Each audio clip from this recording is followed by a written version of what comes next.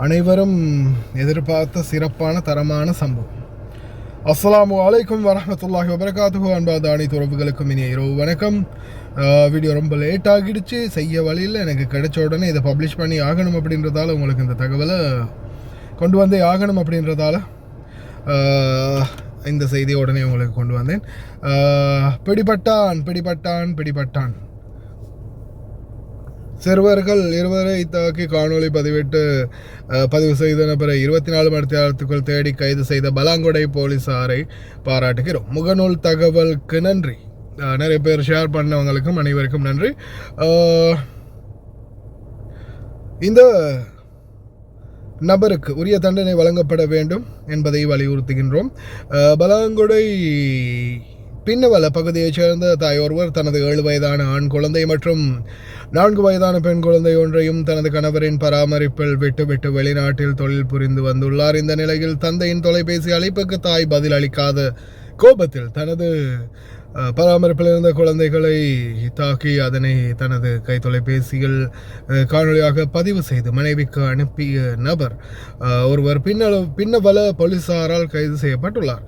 குறித்த தாக்குதல் சம்பவம் அடங்கிய காணொலி சமூக வலைதளங்களில் பரவி பெரும் பரபரப்பை ஏற்படுத்தி இருந்த நிலைமையில் நேற்றைய தினம் 19ஆம் தேதி புதன்கிழமை சந்தேக நபர் பலாங்குடை பின்னவலை போலீசாரால் கைது செய்யப்பட்டுள்ளார்.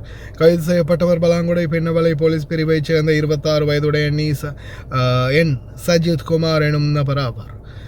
தாக்குதலுக்கு இலக்கான 4 வயதுடைய பெண் குழந்தையும் 7 வயதுடைய ஆண் குழந்தையும் வைத்திய பரிசோதனைகளுக்காகவும் சிகிச்சைக்காகவும் பலாங்குடை வைத்தியசாலையில் அனுமதிக்கப்பட்டுள்ளனர்.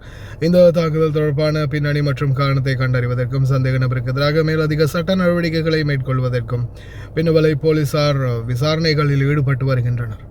பலாங்குடை போலீசாருக்கும் வாழ்த்துக்கள். அதே மாதிரி இந்த பதிவு தொடர்ந்தும் ஷேர் பண்ணி சப்போர்ட் பண்ணின அனைத்து அன்பு நெஞ்சங்களுக்கும் வாழ்த்துக்கள்.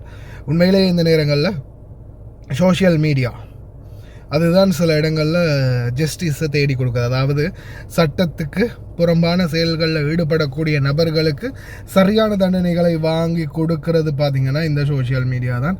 உண்மையிலே ஒரு நல்ல விடயம். பதிவு செய்து கிட்டத்தட்ட நான் நினைக்கிறேன் ஒரு 24 ஹவர்ஸும் இல்லை, அதுக்கும் குறைவான நேரத்திலேயே அதிகாரிகள் உரிய நடவடிக்கை எடுத்திருக்கிறாங்க. சந்தோஷம். அதே மாதிரி தான் வெளிநாடுகளில் இருக்கக்கூடியவங்க அல்லது சொந்த நாட்டிலேயே இலங்கையிலேயோ சரி இந்தியாவிலேயோ சரி நம்ம வீடியோ பார்க்கக்கூடிய பார்வையாளர்கள் ஒரு விடயம் நடக்குதுன்னும் போது ஒன்று நம்மளால் முடிஞ்சது அந்த இடத்துல நேரடியாக தட்டி கேட்குறது, முடியலைன்னா நிச்சயமாக அந்தந்த நாடு அந்தந்த பகுதி அந்தந்த பிரதேசம் எங்கெங்கே அந்தந்த போலீஸ் ஸ்டேஷனுக்குரிய நம்பர் இருக்கும், எமர்ஜென்சி நம்பர் இருக்கும். சம்பவ இடத்துல நீங்கள் இருக்கிறீங்கன்னா அந்த இடத்துல இருந்து ஒரு கோலம் அடித்து சொல்கிறது நல்லது. அதுவும் இந்த மாதிரி ஆட்களுக்கிட்ட இருந்து ரொம்பவும் பாதுகாப்பாக இருக்கணும். ஏன்னா இந்த மாதிரி ஆட்களை எந்த நேரத்துலையுமே நம்ப முடியாது. ஏன் சில நேரங்களில் அந்த பிஞ்சுகளை வேறு ஏதாவது பண்ணுறதுக்கும் வாய்ப்பு இருக்குது இல்லையா? ஏன்னா அவனுங்களுக்கு தேவை என்ன? அவனுங்களுக்கு தேவை பணம், அவனுங்களுக்கு தேவை ஒரு வேளை வேறு ஏதாவது ஒரு சம்மந்த பழக்கம் இருக்கலாம். அப்படி இருக்கிற நபர்களை நம்ம என்றைக்குமே குறைச்சி எடை போட்டுறக்கூடாது. சில நேரங்களில் அது ஒரு மிருகமாக கூட மாறுறதுக்கு வாய்ப்பு இருக்குது. அதனால் இந்த மாதிரி மிருகங்களையெல்லாம் உடனே சட்டத்துக்கு முன்னிறுத்தி அவனுங்களுக்குரிய தண்டனைகளை பெற்றுக் கொடுக்கணும்.